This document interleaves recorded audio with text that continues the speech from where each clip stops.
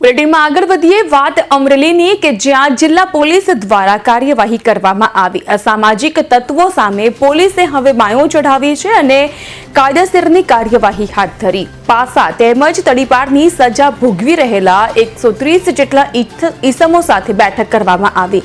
Amreli police headquarter ખાતે મીટિંગનું આયોજન કરવામાં આવ્યું। ગુનાહિત પ્રવૃત્તિથી દૂર રહેવા માટે અહીં તમામને સૂચના આપવામાં આવી।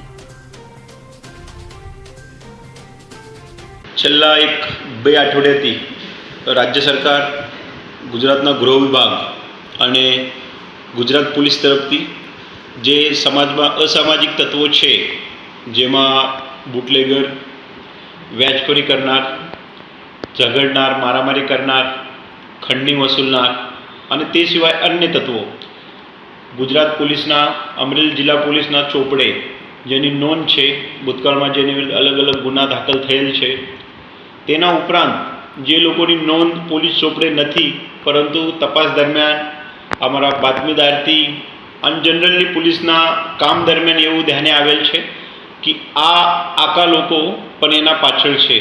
આવા તમામ લોકોને ગુજરાત પોલીસ તરફથી ડામવા માટે એક સફળ અભિયાન શરૂઆત કરવામાં આવેલ છે અને આ અભિયાનના ભાગરૂપે અમરેલી જિલ્લા પોલીસ તરફથી પહેલાં 24 કલાકમાં અમોએ 113 જેવા ઇસમો જે જિલ્લામાં કાયદાની સુવ્યવસ્થામાં ડિસ્ટર્બ કરતા હોય છે, એ લોકોને આઈડેન્ટિફાઈ કરીને એમના વિરુદ્ધ અલગ અલગ કાર્યવાહી સૂચિત કરેલ છે।